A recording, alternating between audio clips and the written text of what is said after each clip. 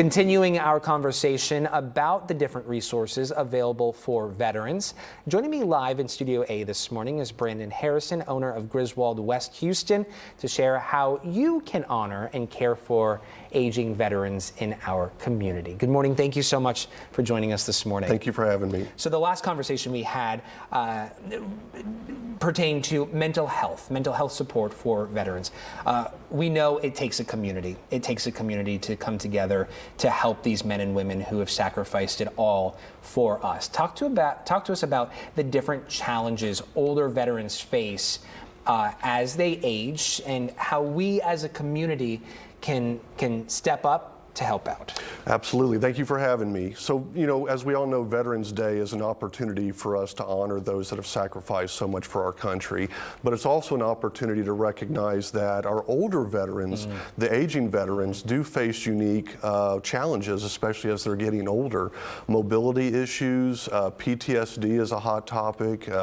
These are unique challenges to our veterans, but a family and community can keep a pulse on things. They can make sure that a veteran is receiving their regular health checkups, offering emotional support, being there for them, being an ear, but also making sure that they have access to veteran resource groups and other support groups in the area that are unique to them. Yeah, that's really critical. So often our conversations pertain to men and women who have recently come back from war or from serving, and oftentimes, we tend to not have as many conversations pertaining to our aging vets, Absolutely, right? Because yes. it was years, maybe decades for many of them. Talk to us about some of the signs loved ones should be on the lookout for when it comes to different issues or concerns among these vets. Yes, so again, going back to mobility issues, if our veteran is having a little bit more difficulty getting up and down, they need that physical support. Fall prevention is key, but also going back to PTSD, here's some signs you can look for with veterans: is anxiousness, withdrawal from social activities. Isolation in our senior community is a big issue, so being present, being available, and being interested is key in helping veterans and just our older community in general. And start by extending, how are you? How's it going today? Those types of conversations can lead to greater conversation about what really is going on. Yes, and engage with them about their time in the service. Those personal experiences, those stories. Absolutely. Don't be pushy, but be interested. That's how you honor and respect a veteran, is showing interest, being genuinely interested. Don't try to get a veteran to engage in something that they're not comfortable talking about.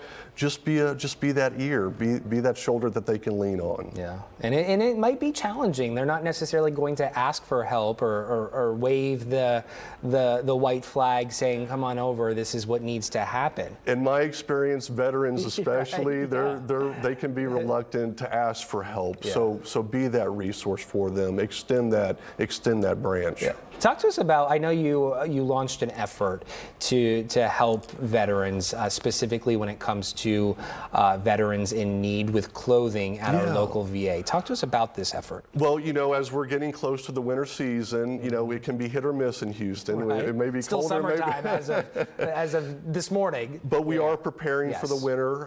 We're gathering warm clothes for men or women, warm jackets, maybe some head coverings, socks. Warm socks are very helpful. But we're doing a clothing drive through December 1st, and we're coordinating this through the VA so that we can provide veterans in needs with just some preparations for this coming winter. That's really, really incredible. As we said, it takes a community, it takes a village to ensure these men and women who once sacrificed it all have what they need. That's right. To live long, healthy lives. Just summing it up, this is unique. It's a unique effort, but it's necessary. It is, and it's our time to give back. For people looking to give back through Griswold, how can they go about doing so? Well, I would encourage anybody that has a veteran in mind or a veteran themselves, reach out to our office. We are blessed with many resources for veterans in the Houston and the surrounding area. But start with us. Give us a call. We would like to understand each individual's unique situation, and we can help guide them into the resources that they will most benefit from. Okay, Brendan Harrison, thank you so much for coming on the show this morning. Thank you for having me. We appreciate your time.